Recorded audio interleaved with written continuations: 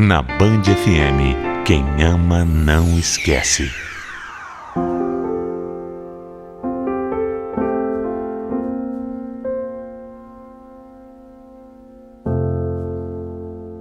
Não tem nada pior nessa vida do que o sentimento de decepção. Pior ainda é quando a gente recebe aviso por todos os lados e mesmo assim não consegue enxergar. Eu sou um homem privilegiado, eu sei disso, não nego e nunca neguei. Sou filho único, nasci em uma família rica. Eu me acostumei a sempre ter tudo o que eu queria, e tudo do bom e do melhor. E além disso, eu sempre tive o amor, o carinho e o cuidado dos meus pais. Desde criança, eles tinham um futuro todo planejado para mim. Mas às vezes a gente vai por uns caminhos que nunca poderia imaginar. Quando eu comecei a trabalhar na empresa do meu pai, todo mundo já veio logo me bajulando. Normal, né? Filho do dono. Todo mundo queria ficar por perto, me agradar, ser meu amigo. Eu, sinceramente, não gostava daquilo. Aquilo me incomodava, sabe? Me incomodava aquelas pessoas em cima de mim, puxando o saco, sendo falsas. Todo momento que eu podia, eu fugia dessa situação. E foi assim que um dia eu acabei conhecendo a Aline. Para sair de perto daquele monte de gente me rodeando, eu fui até a copa da empresa, onde eu nunca ia, porque meu pai dizia que aquele lugar não era para o dono da empresa ficar. Mas justamente para não ser encontrado por ninguém, eu fiquei lá, sentado um tempo, tomando café.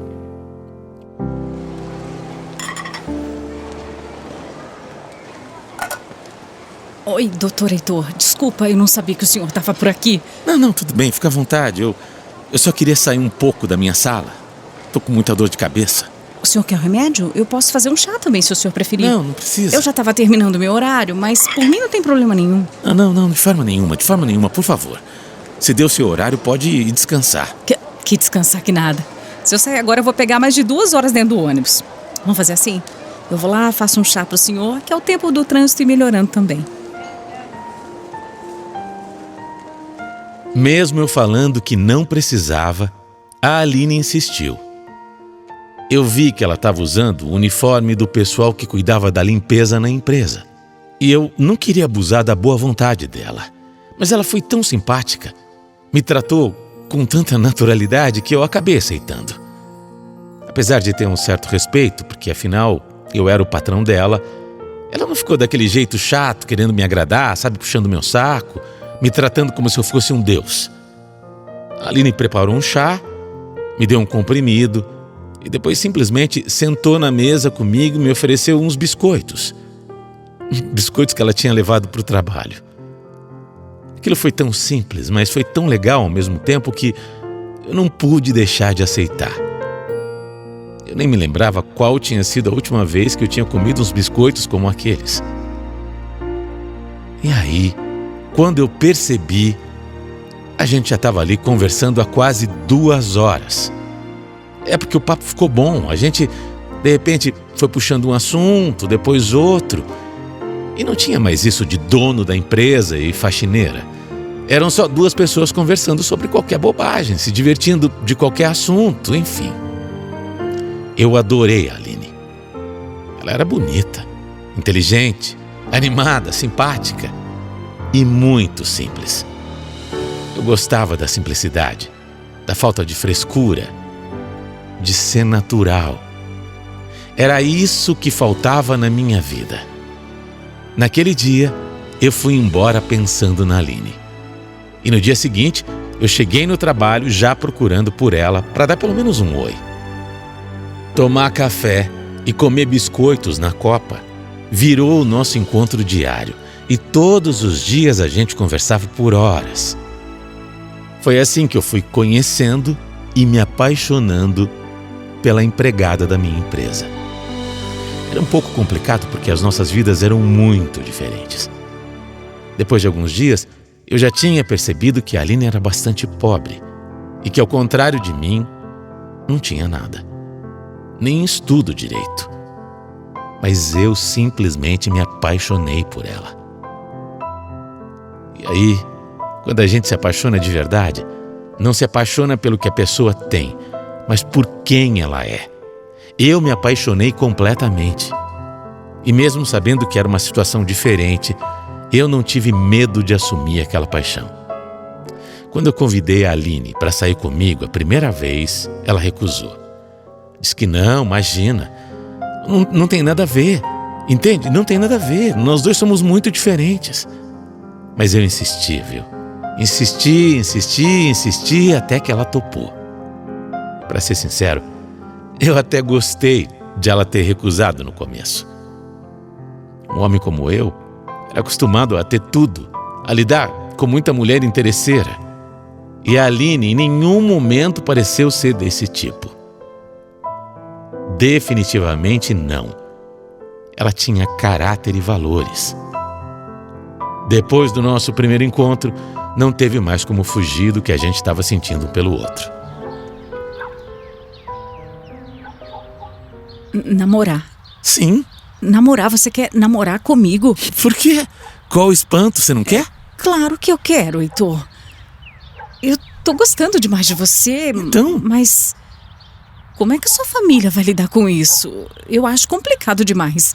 Mas não importa. Essa é a primeira vez que eu me apaixono de verdade por alguém. Eu não vou correr o risco de perder você por conta do que os outros vão pensar. Não mesmo. Ah, se é assim então... Claro que eu aceito namorar com você. É tudo que eu mais quero.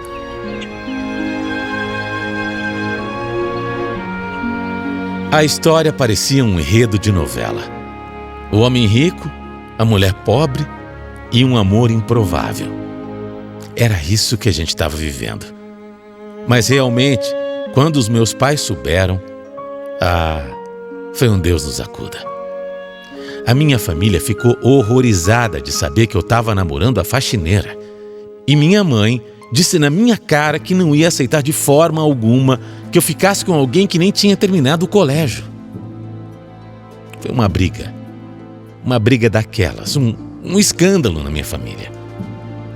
Mas não tinha nada que ela falasse que fizesse com que eu desistisse da Aline. Nada. Naquela altura eu já não tinha mais nenhum controle sobre nada. Eu amava aquela mulher demais. E mesmo que os outros pensassem e falassem que ela era uma interesseira, eu sabia que não era verdade. Eu sabia. Eu sabia quem ela era. Para mim bastava. Quê? Uma mulher pobre não pode amar de verdade um homem rico? Que absurdo. Claro que tem gente que não presta, mas nem todo mundo é assim. A Aline não era assim. Ela tinha princípios. Era honesta, batalhadora, trabalhadora. E ainda fazia questão de continuar trabalhando como faxineira na minha empresa, mesmo eu dizendo que ela não precisava mais daquilo. Aliás, ela me dava várias provas de que estava comigo porque me amava e não pelo meu dinheiro. Quando eu queria dar presentes para ela, por exemplo, ela sempre recusava. Ela também pedia para que a gente não fosse a lugares caros. Nem queria que eu ficasse pagando nada para ela. Olha, a gente sente, né? Quando é de verdade, a gente sente. E ela me amava de verdade. E eu estava louco por essa mulher. Sabe, hoje quando eu olho para trás, eu chego a pensar que eu estava, enfeitiçado. Tamanho era o amor que eu tinha por ela. Impressionante. Mas era um amor tão grande, mas tão grande, que menos de 5 meses depois da gente ter saído a primeira vez, eu já pedi a Aline em casamento. Sério, pro desespero da minha mãe e do meu pai, né? Imagine só você. Eles ficaram transtornados quando eu dei a notícia. Engraçado como gente rica tem tanto dinheiro e mesmo assim tem medo de perder o que tem, né? Minha mãe até ficou doente. Ficou doente quando soube. E aí meu pai me orientou a pelo menos casar com separação total de bens. Ou seja, a Aline não teria direito a nada. Nada se a gente se separasse um dia. Meu pai ainda pediu para eu fazer um acordo pré-nupcial. Um acordo com algumas regras, cláusulas, para proteger ainda mais a minha fortuna.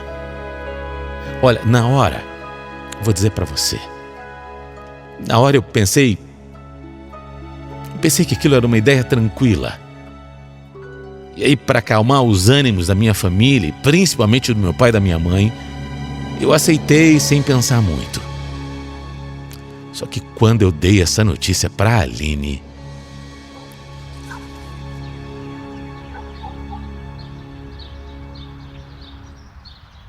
é sério isso? Eu tenho que assinar um documento com o homem que vai ser o meu marido? Aline, por favor. Isso é um casamento ou é um contrato de trabalho, Heitor? Olha, eu sei que você tá comigo porque você me ama. Mas sabe como é? A minha família, os meus pais. Sabe, eu tô pensando neles. Seus pais não me respeitam e nunca vão respeitar. Se eu assinar esse papel, eles nunca vão me ver como uma pessoa da família. Nunca. Eu vou sempre ser a empregada. Se fosse uma mulher com estudo, eles fariam uma exigência assim? Caramba, Heitor, caramba. Não é pelo dinheiro, mas isso me ofende muito, sabia? Eu achei que já tinha dado milhões de provas de que o meu interesse é só no seu coração. Sério mesmo, isso agora acabou comigo. Essa desconfiança toda, eu tô me sentindo uma bandida, uma golpista. Eu nunca fui tão humilhada assim na minha vida. Olha, de verdade, eu acho melhor a gente repensar esse casamento. Isso não vai dar certo, não vai.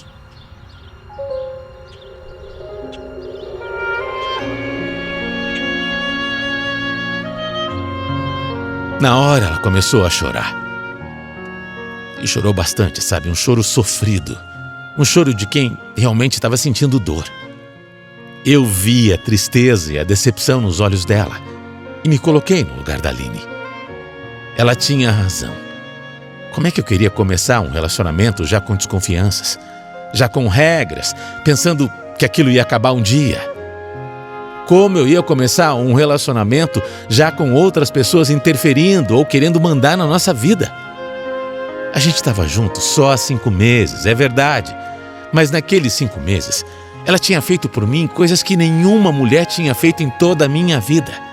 Ela tinha me ensinado a amar, de verdade. Ela tinha me ensinado a cuidar, a tratar bem.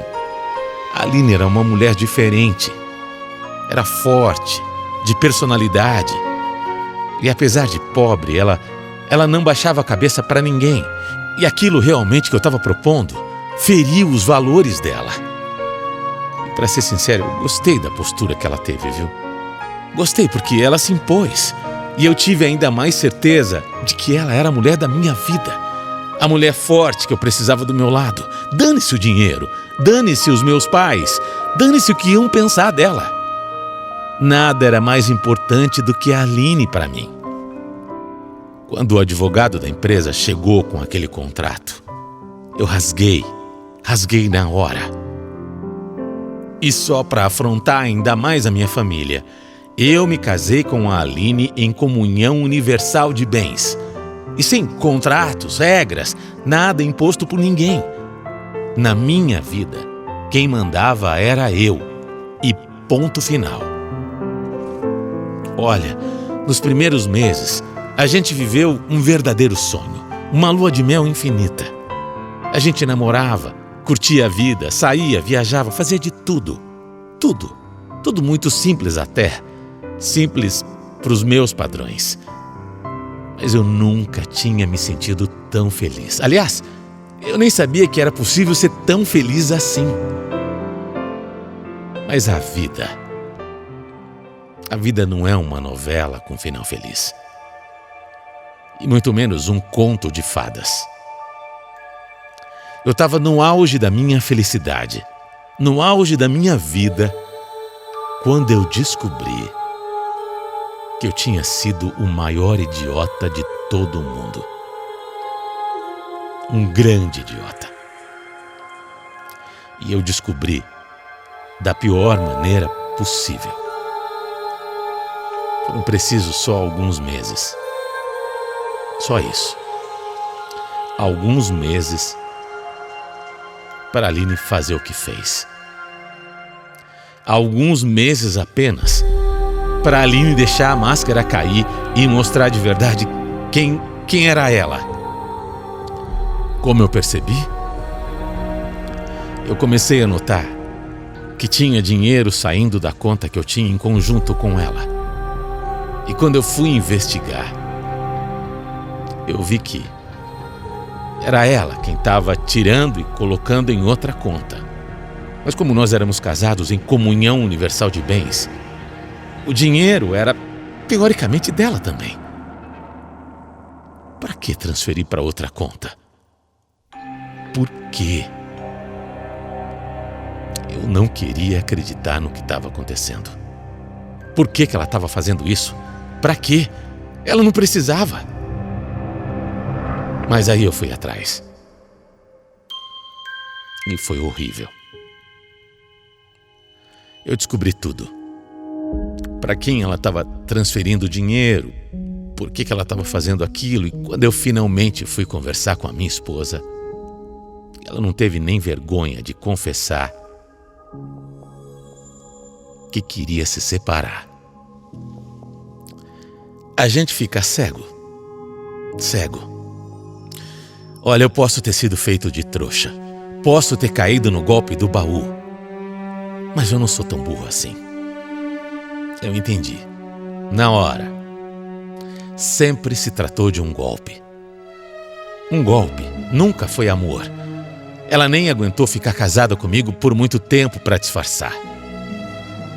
A Aline já tinha tirado muito dinheiro. Muito. Da nossa conta. E agora, ela sabia que com o divórcio teria direito a metade de tudo que era meu. Tudo. Metade de tudo. Dinheiro, imóvel, tudo. Ela tinha direito a tudo. Eu vou até refazer a minha frase. Eu sou burro, sim. Eu sou muito burro. Minha família tentou me avisar, mas eu fiquei cego. E como isso acontece, eu não sei explicar direito. Porque a gente fica sem entender. Quando isso acontece, quando a gente descobre que foi enganado, é horrível. A gente se sente a pior pessoa do mundo. Quando você cai num golpe, você fica envergonhado. Eu estava querendo ser romântico. Eu não quis ouvir ninguém, porque eu amava aquela mulher de verdade, mas para ela, sempre foi só dinheiro. Sempre foi só um golpe. O divórcio ainda não saiu. Eu estou brigando na justiça para desfazer toda essa baixaria. Não sei se eu vou conseguir. Não sei se ela vai se dar bem. Eu não sei qual vai ser o tamanho do prejuízo. Eu só sei que doeu, viu? E ainda dói demais. Mas por incrível que pareça, o pior de tudo não é a sensação de ter sido feito de idiota. Não é a tristeza de ter que ouvir dos meus pais e amigos o famoso eu avisei, eu falei pra você, eu tentei abrir seus olhos. Não é. O pior não é ter sido enganado, não é ter perdido dinheiro. O pior de tudo é que eu ainda não consegui tirar a Aline do meu coração, você acredita? Dá até vergonha de falar, mas o pior de tudo é ter que ficar sem ela. Saber que aquela felicidade que eu experimentei nada mais foi do que uma ilusão. Uma ilusão. O pior para mim foi perder o amor da minha vida.